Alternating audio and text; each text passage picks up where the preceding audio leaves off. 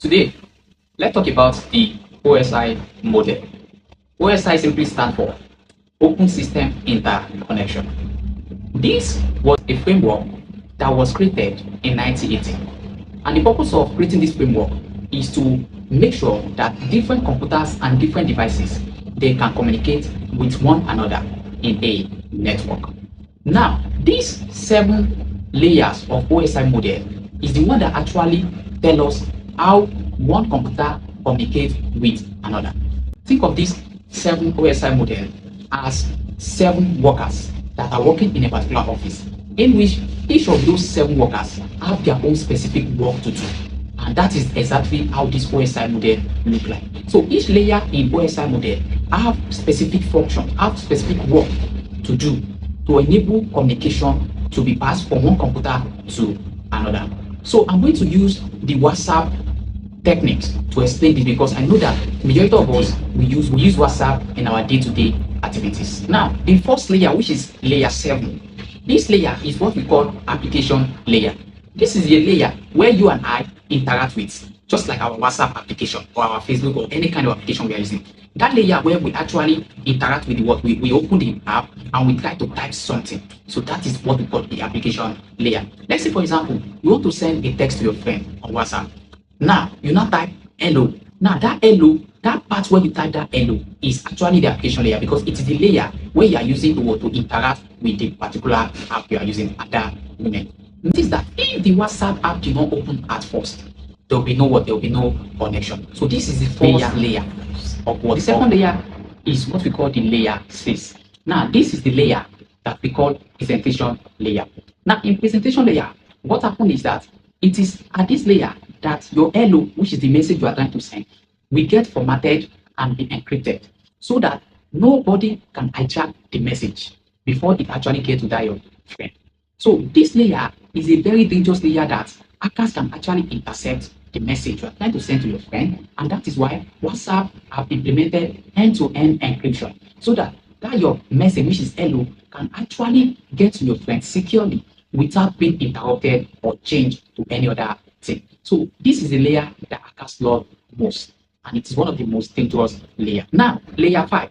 Layer 5 is what we call the section layer. Now, this is a layer that shows that you and your friend are connected together. If at all maybe you have a network glitch, at that moment your connection will break with your friend, and at that moment that hello you are trying to send to your friend, he or she will not be able to receive anything, because the section has broken. So this layer is actually the one that ensures that you and your friend, you are connected with one another. You have a section that you are using at that period of time, so that you can actually send your hello as much as many as you want to your friend. But the moment the section break, whatever amount of message you try to send to your friend will not get to your friend. So this layer is what we call the section layer. Now, the layer 4 is what we call the transport layer. Now, this is a layer where the hello you are trying to send to your friend gets converted into pieces, so that it can get delivered to that your friend. So it is in this layer that particular message you are trying to send, they break it into small packets, so that it can actually move from your own device to that your friend device that you are trying to send it to. So in this layer, for that hello to get to your friend, so the message will now be broken into pieces or into packets, so that it can actually transfer from your own phone to that your friend phone using TCP or UDP. You all know that I explained TCP for you and UDP, which is transmission control protocol and user data graph.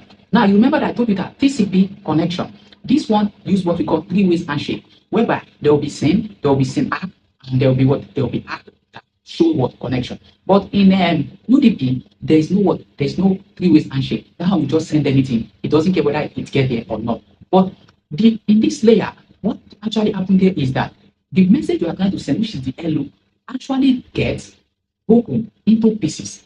So I can actually use either TCP or UDP protocol to get delivered to your friend device. So this layer is what we call the transport layer. Now, layer 3, which is what we call the network layer.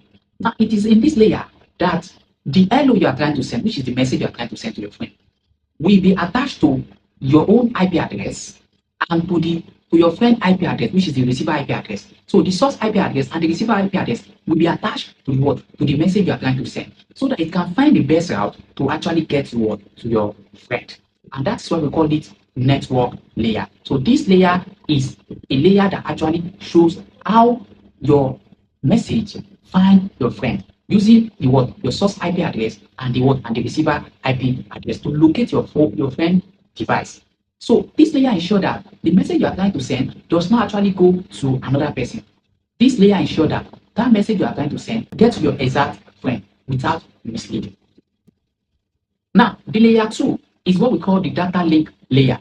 It's in this layer that the message that you are trying to send to your friend, which is hello, will be transmitted within your own network. For example, you are using a router, you connected your router to your phone. Now, you now type hello to somebody on WhatsApp. What actually happens in this sense is that the hello you type, you understand, will first go, there will be communication between your phone and that router. So the hello you type will first go to the what? To the router.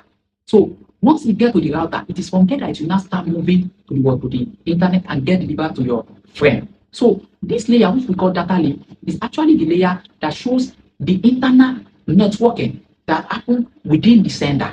You understand? Before that information actually gets to the what? To the receiver. Now, in this layer, their mode of communication is MAC address.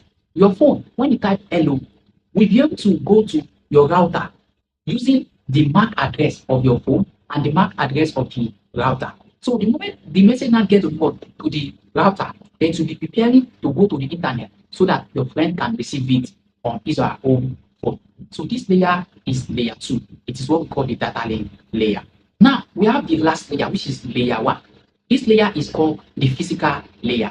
Now, the physical layer, it is a layer where your message, which is hello, gets converted into electrical signal or light and travel through air or cables or fiber optics so that it can actually move to that your friend device. Now, what happened here is that, when I told you the data link, at data link layer, the message you are trying to send stop at what? Out the router.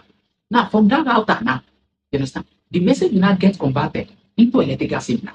And when it gets converted into electrical signal, then it will now be transmitted through the air, or through the what? Through fiber optics.